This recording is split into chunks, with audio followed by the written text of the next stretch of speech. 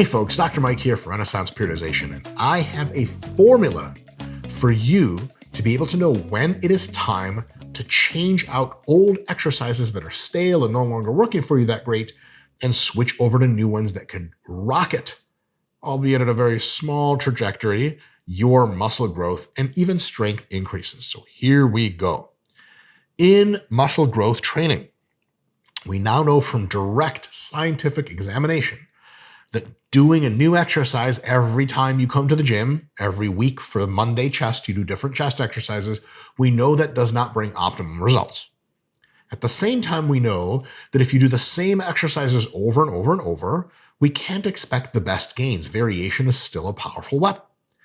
So we have this mystery between those two extremes as to when do we take the exercises we're currently using and rotate them to include exercises that we're not using yet to get our best long-term gains.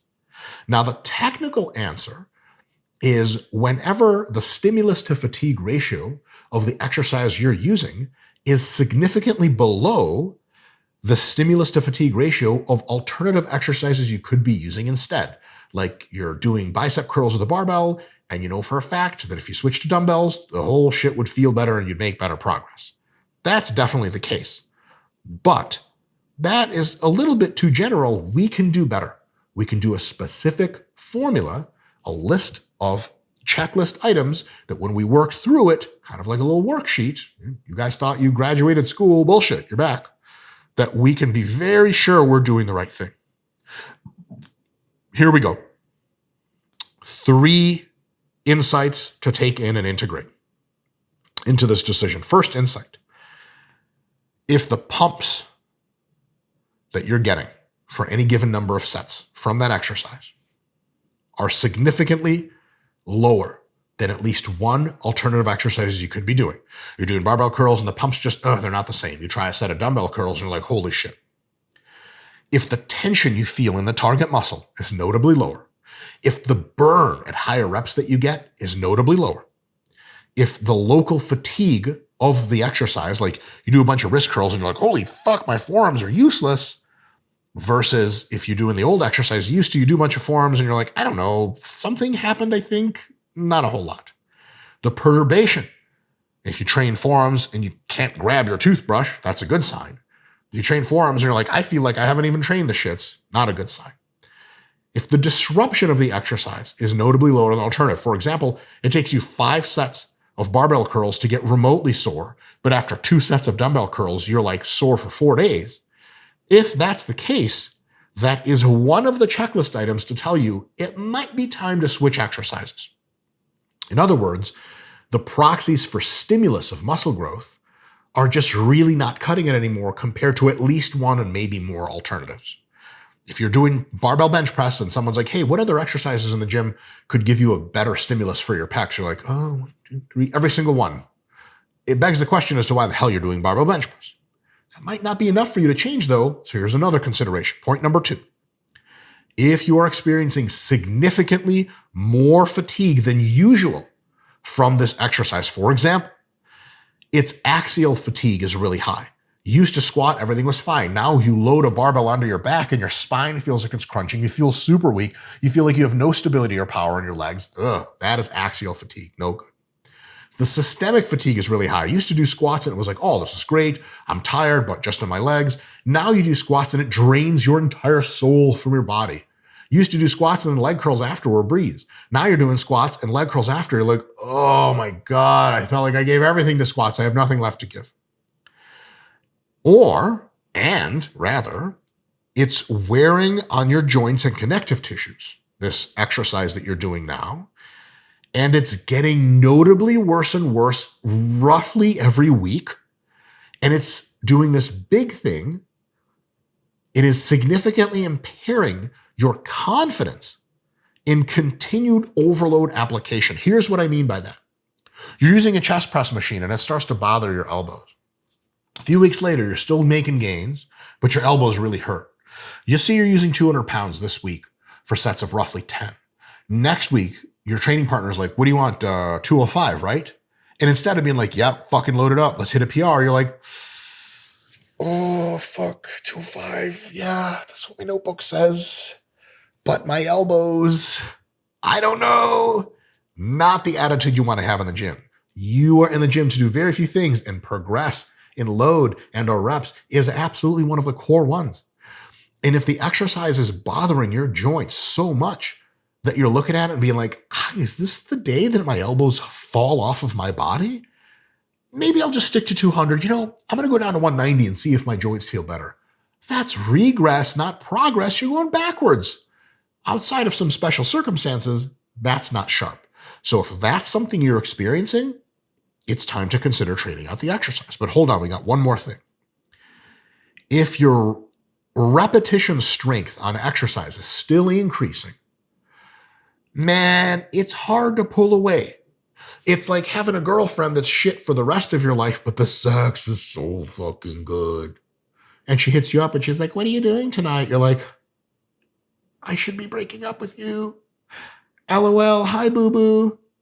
Letter C, letter U, @ 8 p.m. Send. Oh, this is going to be great. But I'm going to regret it because it's awful because she's terrible. But man, while that sex is good, how the fuck are you going to go? You ain't going nowhere. Just the same way, when you're increasing in strength for reps week after week after week, it could bother your elbows. This exercise, the pumps and burning shit couldn't be as good. But look, we're all fucking bros here, right? And ladies, for the 1 3/4 ladies that watch this channel, broettes, we're all trying to get fucking jacked up, swole, and fucking strong. We're not trying to leave PRs on the table. If shit is good, we kind of want to stay. It might not be the best idea in the world, but at least it's something compelling keeping you in, like the hot sex of a crazy person, girlfriend. Isn't it true that the crazies are always good in the sack? Scott the Video Guy, you've had sex with roughly 1 × 10 to the 55th number of women. But you've read a lot of literotica about it. Yeah, I've heard the crazies are good. The crazies are good. We've all at least heard it. Most notably from the crazies. I'm good at sex. She yells at you while holding a knife. Hot. In any case, if you are no longer progressing over the entire mesocycle, like you did 400 pounds for 15 in a leg press, last meso as a PR, this meso, you hit 405 for 14. I think that just converts to about the same progress, the same performance. If there's really been no progress in strength for an entire mesocycle, gee whiz, what is it that you're holding on to this exercise for? Now, if you still get crazy pumps and crazy everything, if you're still getting zero fatigue, zero joint pain, etc., there is a case for keeping that exercise in, because sometimes strength takes a long time to develop. Sometimes it develops so slowly that you can't tell meso to meso. Here's where the formula comes in handy to resolve all of these seeming contradictions. Here we go. Here's the actual, finally, the point of this video. So some of you attempting to help folks could be like, real answer is at 6:45 in the comments, or 6:45 in the video, bro. Hey, thanks a lot, fucking Magellan, discovering the world of YouTube videos. In any case, here's the formula. So you look and do all the whole checklists, 1, 2, and 3. Take a look at your stimulus, your fatigue, and your rep strength. If just one of these is off, let's say your joints feel great, you're still getting stronger, but your pumps and your soreness, man, just not there anymore like it nearly is, and other exercises would be better, it's totally fine to switch. You have my personal blessing, whatever the fuck that means to you. But science says, in quotation marks, you can switch, and it's totally fine as long as the exercise you're going to hits these boxes even better, or at least as well. Just switch out of boredom, no big deal. But you don't have to be compelled to switch. You can stay, and it's totally cool if you stay.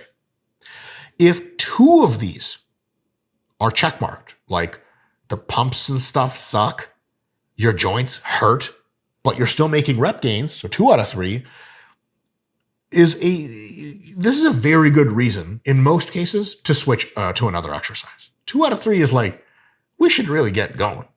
It's like if you were going with your friends to a log cabin in the woods, and then the second time in the same night, one of the rooms is creaky door, and it's like, leave now. You go in, there's no one in there. One of you smart friends is going to be like, I'm going to get the fuck out of here. You motherfuckers can stay. fuck all of you. I ain't trying to die in a fucking horror movie. Let's go. Horror movies never have that person. Or they do, and all the rest of the cast is like, oh, come on, Connor, you fucking pussy. I'm the only one here with a brain, you stupid idiots. This is the zombies come, this is Act 3. So if it's 2 out of 3, it's a good idea to switch exercises. Now, you don't have to. Like, there is a situation in which if you're experiencing a little bit, too much of that joint pain, but you still can sort of make it work, your rep strength isn't increasing much. Maybe you're on a fat loss phase, but the pumps and the soreness is just outlandish. Maybe you can stay. Not the wisest idea, but potentially wise in certain contexts. What do you get when PhD sports scientists collaborate with pro bodybuilders? The most effective muscle growth training app ever made. Get yours now. That's like if you're in a group of friends and the ghost thing in the room for the second time says, leave now. And you or someone in your crew, hopefully you, happen to be either an ascended Saiyan god or a Mazo the android from DC, you say you don't have to worry about shit. Be like, bring the ghost on, motherfucker. I ain't seen a ghost that I couldn't fucking Kamehameha right the fuck up out of here. Fuck you. But you're probably not an ascended Saiyan god or a Mazo the android, which I think Jared Feather may be both of those things. So you should probably fucking leave the house and or you should abandon the exercise and go to something else. Here's the last part of the formula. If you check all 3 boxes, your pumps and tension and burn and local fatigue and perturbation and disruption are just basically absent. It's like training an empty bicep. And you are experiencing a crap load of fatigue on this exercise from every possible perspective. And your rep strength is stable, it just isn't going anywhere or is even declining.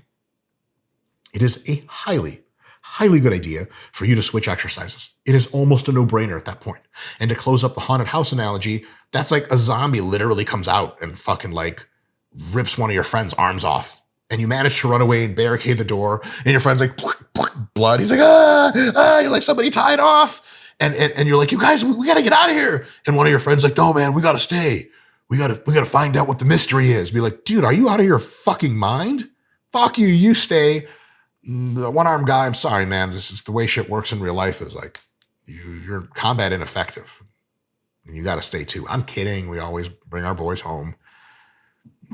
Hit the zombies with your other arm. Ooh, although, if the zombie bacteria or virus or whatever entered the bloodstream, your boy's a walking liability because he could be a zombie next. Although, to refute my own point, a one-armed zombie is not so effective. More things for you to ponder. In any case, 3 checklist formula. So if you're dealing with just one of these things, feel free to trade off, but feel free to stay. If it's 2 of these checklist items, you should probably get going and pick another exercise.